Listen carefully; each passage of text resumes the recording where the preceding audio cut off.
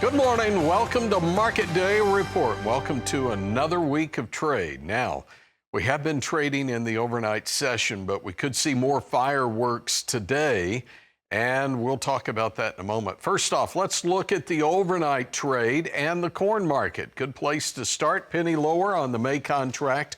459 and a quarter. The December penny and a half lower, 445 and a quarter.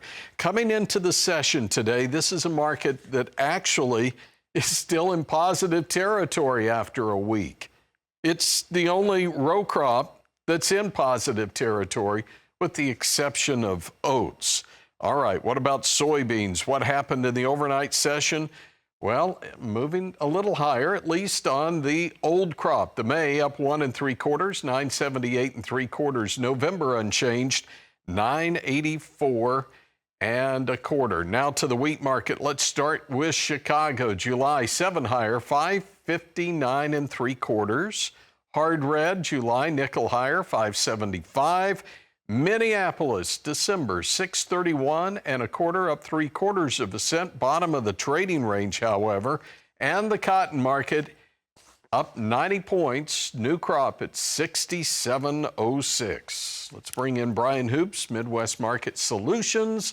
All right, Brian, interesting day of trade on Friday, and here we go for another week. What are you watching? Good morning, Tony. Well, of course, we have the stock market down sharply again, but a lot of the news is starting to become a little bit more positive towards the grain industry. So we're hearing reports over the weekend, over 50 countries, including Taiwan, including Vietnam, have recognized they do have a trade imbalance. They want to renegotiate. They don't want these new tariffs to be in place. And so what was set in motion middle of last week is starting to happen here. We're starting to see some of these effects that a lot of these countries, as we said, 53 countries right now, want to negotiate some sort of a trade agreement. And that's very positive longer term for our U.S. farmers and for our economy. In the short term, it's put a pressure against our grain prices. That's certainly negative. And the administration has talked about putting in some sort of a payment system similar to what happened last time President Trump was in office and we had these tariffs. We also had a bailout type system. They're talking about doing something towards that line again to help the U.S. farmer out. So I don't think it's all doom and gloom this morning. Certainly it looks like it when you watch cattle go limit down on Friday. You saw the stock market implode. It's down again this morning.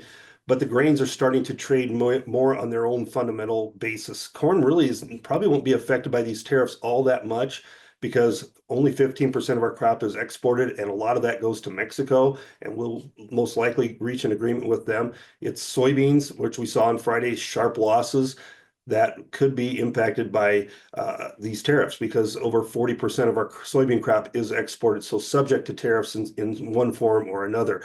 Likely, we're going to get these agreements reached over time with some of these countries. We'll go back to more normal trade. I think that's what grain market wants to do that to begin the week here. They're starting to look at dry weather in northern Brazil, where they grow a lot of their corn.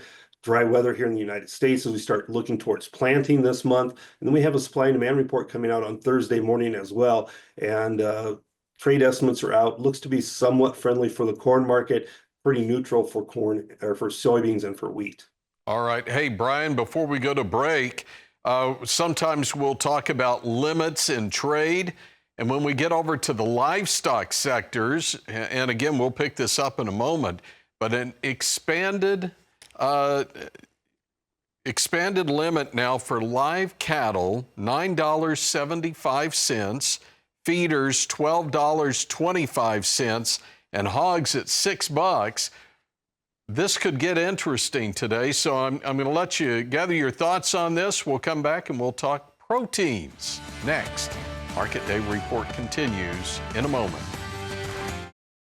Cash cattle last week a little lower, 208 to 210. In the south, that was $1 lower. North, 210 to 213, about $3 lower, but steady. On the dress, 335 to 345. How did we close out the session on Friday? Deep losses, $6.50 lower on the June at 198.20. We mentioned the expanded limits now. Live cattle The limit today will be $9.75. So cannot lose more than $9.75 on those contracts. What about feeders? Again, the expanded limit for feeders now $12.25. It was 8.25 on Friday, and you see losses across the board. And then the hogs limit now is $6 after the limit on Friday was $4. We've expanded that. Brian Hoops, Midwest Market Solutions. What do you watch here? Yeah, a lot of things happening in the cattle market today. Options expired Friday. Of course, we went limit down and closed that way. That's why we have the expanded limits today. The CME also raised margin requirements for live cattle futures, but not for feeder cattle on Friday, which is a little head scratching why they would do one without the other. But we have first notice day for the April contract beginning today. Really no threat of any deliveries at this point in time.